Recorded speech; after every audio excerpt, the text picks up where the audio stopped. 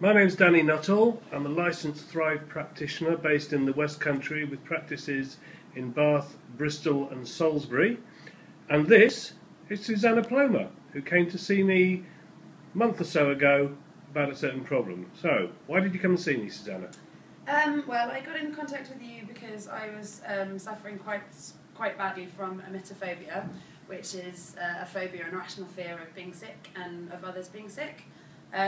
My parents had suggested hypnotherapy, so I started Googling hypnotherapists in the area, and your name came up, and we booked a sort of preliminary appointment, and we decided that the Thrive program would be the best way to help me with this emetaphobia, because it was a more thorough program than hypnotherapy, and it would be a more sort of comprehensive therapy, and that it was more successful with emetophobes.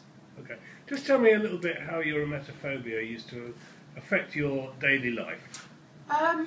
It started getting really, really bad in the last 5 years. The reason I got in contact with you is during norovirus season, the media was splashing these dreadful headlines all over the news, millions of victims affected by norovirus, and I was nearly missing work.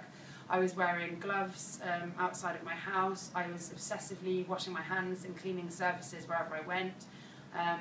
If I knew a friend had come down with norovirus, I wouldn't see them for weeks after the symptoms had gone.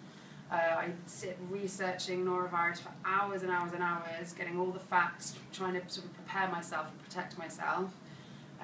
I avoided certain social situations. I would have friends vet films for me in advance to make sure that there were no vomit scenes and to warn me when there were. I mean, it was really just taking over everything, and it was unpleasant, and it was getting worse, and it was starting to affect my job and my sleep and my relationships. So it was time to do something. Okay, tell me a little bit about other disciplines or therapies that you've tried. I'd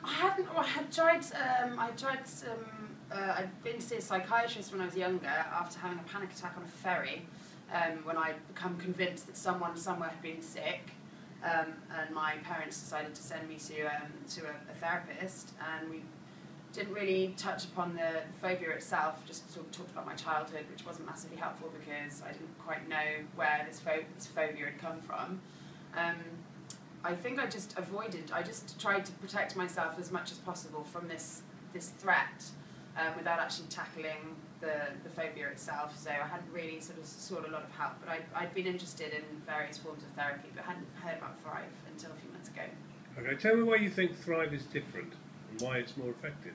So it's different because it's not just about phobias. It's actually, it kind of teaches you how to completely restructure your thinking process, and it teaches you that a phobia isn't actually a phobia at all. It's not actually a real thing. It's your mind putting up a bunch of barriers, and it's to do with something else. It's not. I'm not afraid of being sick. I'm not actually scared of that. It's nothing to do with that. It's a whole other thinking process. It's the thinking process and thinking styles that are all wrong. And until I discovered Thrive, I hadn't actually thought about my own thinking styles and my thinking processes and how I thought about things and what kind of thoughts populated my mind every day and what stopped me and started me and whatever. I didn't have that kind of introspective view of my own mind until Thrive started. It's different because it also didn't affect just my emetophobia. It's had this massive ripple effect across my entire life. Everything's sort of changed. My professional life, my personal life, everything's just had this sort of ripple effect where in any normal situation I have a thought that is a limiting thought where I usually go, I tend to just stop. I stop myself and remind myself what I've been learning with Thrive, and it changes. I just let go of it, and it's bizarre. I didn't really believe in the psychobabble. Oh, it's amazing. It's going to change your life. I just thought, I'm going to give it a go, and if it changes my life, then fantastic. If it doesn't, then I've learned something new. And it's done both, which is great. Okay. On a scale of 1 to 50, where would you say your emetophobia was when you first came to see me? Where's 0? Oh, 50 being the top. It was bad. It was 55. 55, so above 50. Bad, yeah. Okay. Where would you say it is now? I'd say it was around about 4 or 5. Okay. I'd still, you know, there's bits and pieces of anxiety still there because I still have to practice every day and remember to reset my thinking, because you know a thinking style I don't know how to explain.